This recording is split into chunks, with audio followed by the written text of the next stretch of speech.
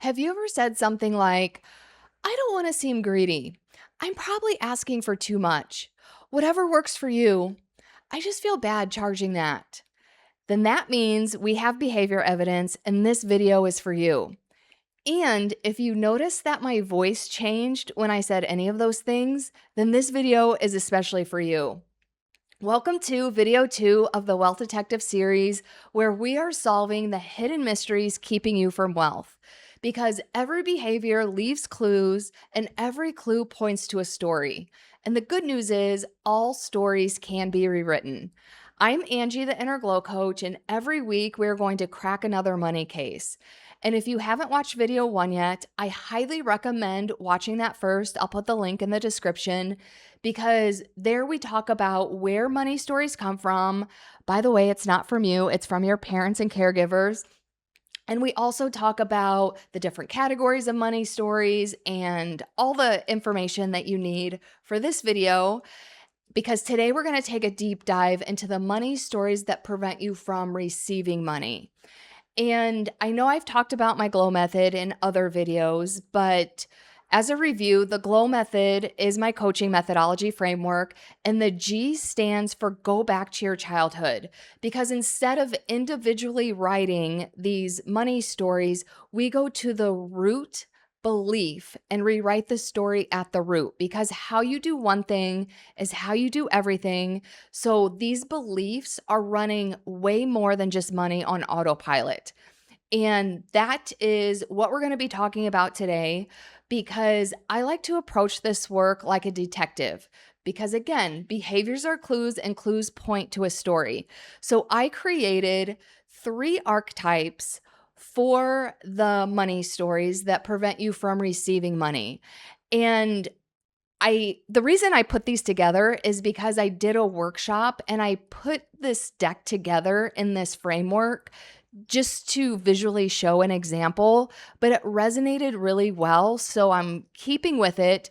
The reason why I'm hesitant about identities is because when certain frameworks are introduced, people tend to get really fixated on a certain identity. So, for example, this happens a lot with astrology and human design. And I'm not knocking either of those things, but I think what can be dangerous is when people get locked into an identity. So, for an example, like I'm an Aries and that's just how I am and that's just who I am. And that gets them in this mindset that they're not able to change. And the thing is, as a human being, we're always learning and growing. So it's possible for your identity, and actually, I'm of the belief your identity should always be evolving. So, my point of this rant is I'm going to present some identities, and it's not so if you identify with them, it's not so you can get fixated on them and not see your way out, because again, all stories can be rewritten. So for any of these identities, there's also an aspirational identity, because you should never just want to be one thing for the rest of your life. You should always be growing and evolving. Otherwise, you're just stagnant, and stagnation is boring. Not to say you need to be making huge leaps and bounds all of the time, but I think evolution is just part of being a human being. So these are for demonstration purposes only, and I'll just stop talking and let's get into the slides. I forgot to mention, so I'm glad the slide is here to remind me. But another part about these archetypes, it's if you do identify with them, it is absolutely not to shame you. Just to be clear, anything that I ever talk about is probably something I have done or I have been. So I am never judging anybody because I have been there. All I'm trying to do is help people, because I know how limiting some of these stories can be. So it is not to shame you, and you may identify with some of them. You may not identify with any of them, and that is all okay. There's no right or wrong. These are simply a guide to get you in the habit of starting to see your behaviors as clues so that you can start to see what your money stories are, and then we can start rewriting your money stories. So, with the stories that prevent you from receiving money, they all have one thing in common, and that is a core wound of worthiness. So, when I was talking about the GLOW method and going back to that root belief, the root belief is usually based in worthiness. So, for example, in video one, I was talking about how my wound was that I truly believed that I didn't deserve to be loved. So, that is absolutely rooted in worthiness. So, all of these have the same wound, and which is why they're related to receiving money, because if you don't believe that you're worthy of receiving money, then money is not going to come to you. And again, you may not fall into any of these, you may fall into all of them. Nothing is good or bad, it just is. So put on your detective hat and let's get into the 3 archetypes. We have 3 suspects, so let's just get right into it. Number 1 is the prover. So the core belief of the prover, and just to be clear, there's a gazillion different beliefs. So this is just an example, but one possible belief is I have to earn my worth. And the identity of the prover, and just to be clear about what I mean about identity, identity is who you believe you are and what you believe is available to you.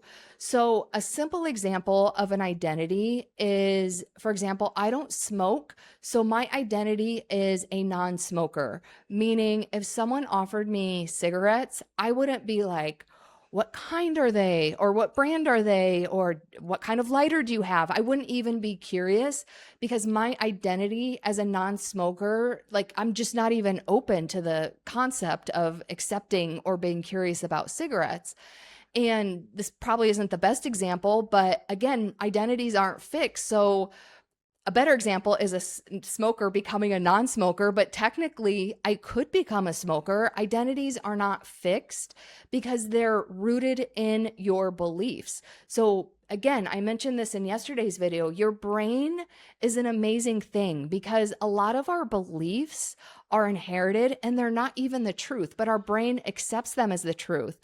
And the best news is we can rewrite them because it is possible to rewrite your subconscious beliefs. So if you're going to believe anything, why don't you believe the truth? So when you rewrite the stories from the truth, then your identity is rooted in the truth. So not only can your beliefs change to the truth, your identity can change to the truth. So this is why I think sometimes people want to be fixated to an identity. So for example, using astrology or human design, it's because for their whole lives, they haven't had a sense of identity. But I think the important thing to look here is this root belief behind the identity. So the identity of the prover, because she believes she's not inherently worthy, she believes that her value comes from what she does. So anything outside of herself, like work, school, accomplishments, sports, and she trusts that external proof more than she trusts herself. And she believes success is something to earn, not something that she's already worthy of. And the way this shows up with money, so again, this is one possible money story. I need to work harder before I deserve more. So some behaviors that stem from these money stories is she wouldn't negotiate her raise. She feels guilty if money comes easily because she believes she has to grind and hustle and work hard for it, which goes behind overworking and not resting and believing that resting must be earned because it feels too good and she needs to be overworking and hustling. So she's always proving her worth, and this is pushing away money because money is, you have to be in a receiving energy, but she's always in this pushing and grinding. So these behavior clues of needing to prove herself are pointing back to this story of I need to work harder before I deserve more, or other stories that are along those lines. And for the next slide, before I get into it, because all 3 archetypes are in this format, and whenever I repeat anything, it's because it's important. How you do one thing is how you do everything. So if you have to prove yourself in your job or things that affect your income, you are probably being this way in other areas of your life. So I picked 2 other areas of your life that I feel are extremely important to also investigate behaviors and stories. So the second area is your voice. And the reason why I think this is important is because technically the phrase goes, don't judge a book by its cover. But think about it. Your physical face and your voice are the first things that people experience when they meet you. And people are making opinions on that, whether it's right or wrong. And so I'll just get into this and then explain it more. But for example, if your voice story, because you have to prove yourself, and again, this is just one example, it could be many things, but the root belief is worthiness, is if your voice story is they won't believe me, then this shows up as over explaining, convincing, and needing to prove. And I used to do this a lot. And just to describe it on the flip side, I don't know if you've ever been on the receiving end of this voice behavior, but some salespeople can be like this. Some people on social media can be like this, but they're in your face. And sometimes they're almost yelling because they're over explaining and they're convincing and they just have to prove something to you. And being on the receiving end, it's a lot because they're just in your face and they're pushing, and it really makes you pull away. So this voice behavior is actually doing the opposite thing that you want, because you want someone to understand you and believe you, but you're actually pushing them away. So I think voice is a huge way some of these stories show up and how they can produce undesired results. So another way this shows up, a huge way these stories show up in our lives, is relationships. And when I say relationships, I am referring to romantic relationships, but this can also be platonic, family, coworkers, any relationships. So a relationship story that's behind the prover is I have to be useful to be loved. So some behaviors are always giving, and you're probably feeling resentful about it, but you're the problem solver, you're giving advice. And when someone tries to offer help to you, you feel uncomfortable receiving help because you are always the one who feels useful by doing things for other people. And I don't know about you guys, but this absolutely used to be me. It is so exhausting to play this role in relationships. And it's all coming from this worthiness wound and this story, the deep rooted belief that I have to prove myself because you don't feel worthy just of being. Because the truth is, if you are alive on this earth right now, you are worthy as you are. Anything else you do outside of that is just enhancing your worthiness. So this is the prover. And again, the point is, it's not to get fixated on the identity. The point is, are you identifying with any of these behaviors? Because if so, these are clues to your relationship, voice, or money story, which are clues to your overall root belief and identity, which is what we are eventually going to be rewriting later in this series. So that is the identity or the archetype of the prover. The next archetype that we have is the good girl. So the good girl's core belief is if I'm easy to love, then I'll be safe. So her identity is based on belonging and being agreeable and easy and low maintenance. And if you've seen any of my other videos, I am so triggered by the word or words low maintenance because I used to be that way. And basically, that means having no standards for yourself and your life. So if you are low maintenance, no, we're not doing that anymore. We are high maintenance from now on. Rant over. Let's get into the good girl. So money stories. Again, money stories can be a gazillion specific things. So this is just an overall example. It feels selfish to ask for more. So how the good girl can show up in behaviors is someone offers her a job and a salary, and she accepts it because she wants to be agreeable and easygoing, and she's afraid if she counteroffers or negotiates, then it may rock the boat or create conflict. She feels guilty for spending money on herself. She doesn't want to pressure people if she's invoiced them. She doesn't like following up because she feels like she's bothering them. So anything that feels weird about asking more from other people is usually a good girl behavioral clue. So, how this shows up in voice is I don't want to be too much. And by the way, I don't agree with the words too much. If you are too much, then embrace that. The too much comes from someone else who was not enough, trying to put you down, whether that was your parents or someone else. There's no such thing as too much. So if you are extra, go all out and be extra. But again, that was another side rant. Our behavioral clues for the good girl, and these are very common, very, very common, and I'll try to mimic them where I can. But the vocal fry, that's super common with influencers and social media. Also, when you end sentence with a question, even though they're a statement, because you want to soften your request. Or sing-songy is like when you're talking like this. See, I can't even do the sing-songy. Or the little girl voice, even with doing the question one, I automatically went into this higher pitch voice because I sound like a little girl, and then I might not seem so aggressive because I feel like I need to peacekeep and placate everyone, and I don't want to sound like too much, which is also the soft and high pitch.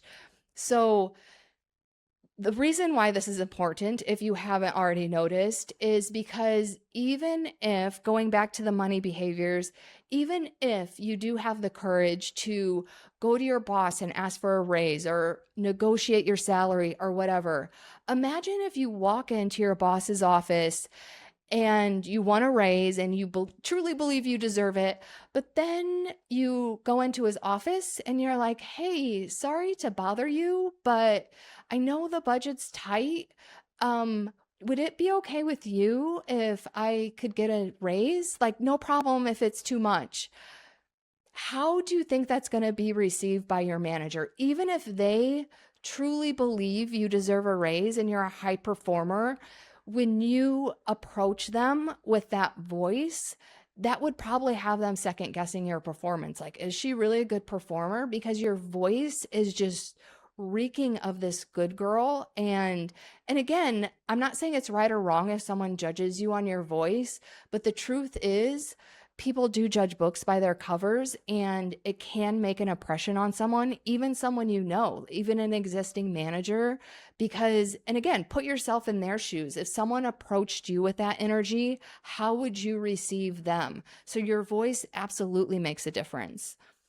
And the way this shows up in relationships is caretaking for other people's comfort. So other people's comfort matters more than my truth. So this would be the kind of person where the waiter brings you the wrong meal and you don't want to disrupt anything, so you just eat it instead of sending it back.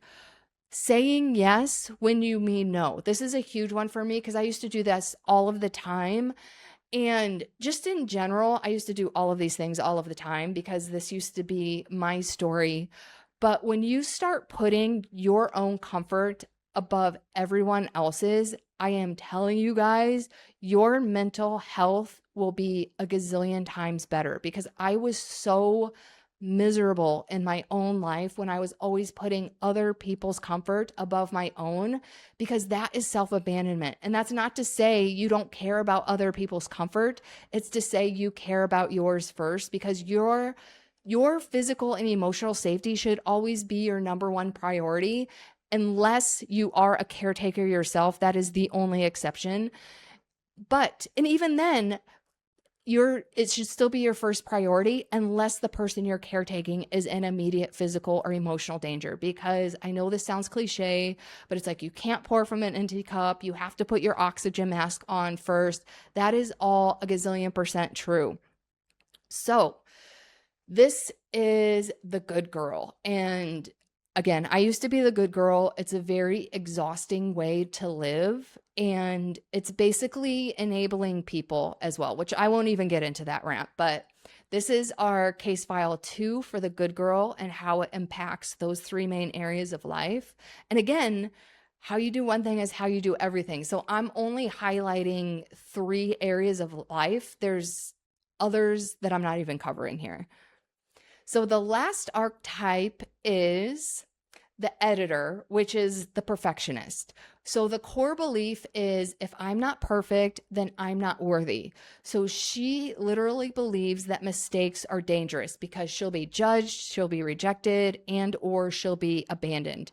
And so by dangerous, I mean, and it depends on your upbringing. For most people, that can feel emotionally dangerous, but some people grew up in physically abusive environments. And if they weren't perfect or were not living up to their caretaker standards, that could have put them in physical danger. So these stories are so deep rooted in our subconscious and nervous system based on the safety signals we got as children or other traumatic events as adults or teenagers. So the money story behind the perfectionist is I need to figure everything out before I can make a move. So she's researching investments for months but never starts, or her budget software or her spreadsheet or whatever has to be perfect before she even looks at her finance, or she doesn't launch because she isn't quite ready. And I'm saying this as a former perfectionist. You will never be ready. And that's why this work is so important, because you have to be able to endure the uncertainty of doing something before feeling 100% certain. Very rarely do I feel 100% certain on something before acting, but you have to have that fierce self-trust to be able to move on it anyway. So that is our money story. Our voice stories are I need to say it perfectly. So you actually also get this a lot on social media because, first of all, there are so many videos. I don't know if you guys have noticed, but I don't edit my videos. Like this one, I'll have to piece together because I did this section on the slides where I'm actually showing the slides. But most of my videos, I do not edit. So I'm stumbling over my words. I'm pausing to think. I'm doing all the things. But then you have those other ones where there's like those quick cuts between edits because they're editing out the filler words or or what, I guess that is a filler word, but you get my point, because they're so afraid of being seen as imperfect. And this is a side rant. I truly believe that our imperfections make us relatable because no human being is perfect.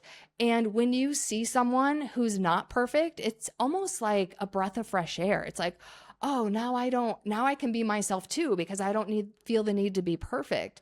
So a lot of times on social media, in their voice, they're reading off a script. And I think, especially with AI, I think you can tell the people who are reading off a script because think of how it sounds as I'm talking, because like I'm moving my hands. You can even tell how I'm riffing on certain things because I go off on tangents. But when people are reading off a script, there's no room for spontaneity. It's just very cut and dry, and you can't really get a feel for their personality, even if they were the ones writing the script and not AI. Or the voice is usually, and I don't know if I put this for the good girl, but it's true for both of these. And some of these can overlap as well. Again, these are not cut and dry, they're just examples. But for the perfectionist or the good girl, that's because actually it's the vocal fry. It's like the tight voice, the voice stuck in the throat, overly controlled. It's very curated. And it's basically controlling perception. It's like, I want you to see me as the authority. I want you to see me as perfect because it's just not safe to be anything less than perfect. And then for the relationship story, if people see my flaws, they'll leave. And I have a lot of empathy for this because I used to be this person, because even in close relationships, I wouldn't let people see the real me. I wouldn't ask for help. I wouldn't let them see me struggle. If someone asked me how I was doing, I would just put on my happy face and pretend that I was fine. And I hate to admit it, but the reason why I don't do this anymore is because I published my book, Running in Slippers, which I talked about that more in video one, but it's so raw and vulnerable. And I had so many people reach out to me saying it was relatable or this exact same thing happened to me. And it made me realize how being relatable is being a human, which means being imperfect and showing my imperfections actually brought me closer to people. So vulnerability works the opposite way that we think it does, because even when you're in a close relationship, whether that's, again, romantic, platonic, family, and you're not letting the other person see the real you, you're not giving them the opportunity to love you for who you are. And I think sometimes as the perfectionist, we feel resentful for not being loved for who we are, but we're not letting people see us for who we are. So if any of these behaviors and any of these slides sound familiar, first of all, no shame. Second of all, you are definitely not alone, because it's not just me who has gone through these. Almost all of my clients have had these behaviors. But again, the good news is every story can be rewritten. So we can rewrite that root belief, step into our next level identity, and become the version of us that isn't doing all of these behaviors. And it's not to shame our past self, it's just part of our evolution. There's absolutely nothing wrong with evolving as a human being. And I think that's the last slide. Yeah, oh, actually, I love this. You're not broken, you're under investigation. Because again, no shame. There's nothing wrong with you. We are human beings and we're here to grow and evolve, and we're all on different journeys. So I'm just here to guide you. So I'm hoping some of this is resonating, because I'm really excited about this series, because this is giving you the tools to actually investigate your own stories. And then later on, we will get into rewriting them. And for today's action step, we're not going to get into rewriting just yet, because I have a more important step that I would like you to do. And again, the purpose of this action step is to get you out of simply consuming information, because that's only one side of the story. The second half is taking massive action in your real life. So these action steps are all about embodying and implementing this information in your day-to-day life. So your action step today is you're going to calculate the financial impact that these stories have costed you so far in your life. One of my early mentors had us do this exercise. I was at a 3-day healing intensive about 8 years ago, so I didn't have my laptop.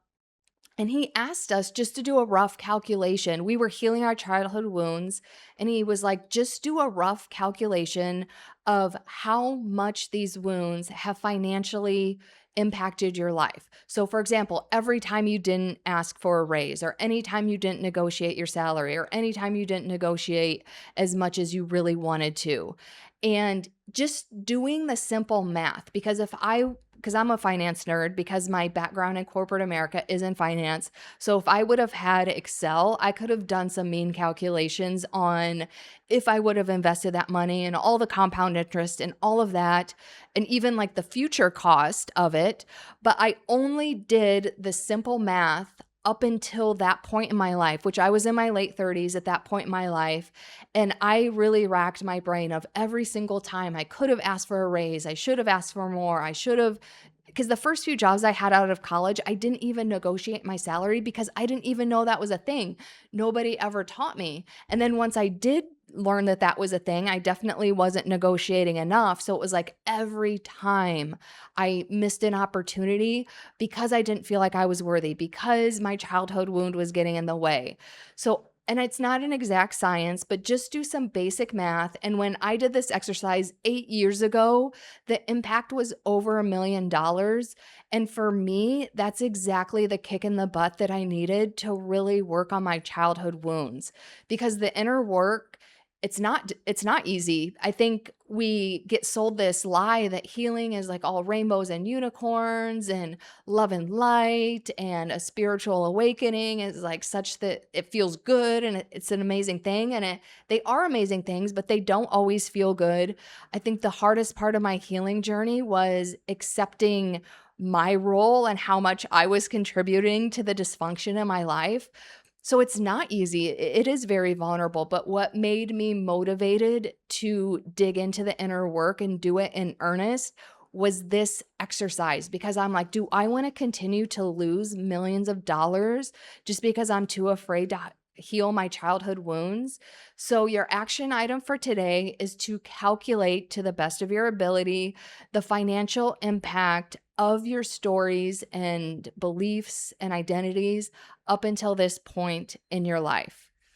And if today's video had you thinking, oh my God, I do that, or that's me, you can continue the investigation on your own. We are going to go deeper in the stories, but you can also download my free Money Story Finder ebook. I'll also put that link in the description, and that will help you uncover more subconscious money stories that are quietly running your life on autopilot so you can finally stop making adult decisions with childhood stories. And that will also help you begin the process of rewriting those stories.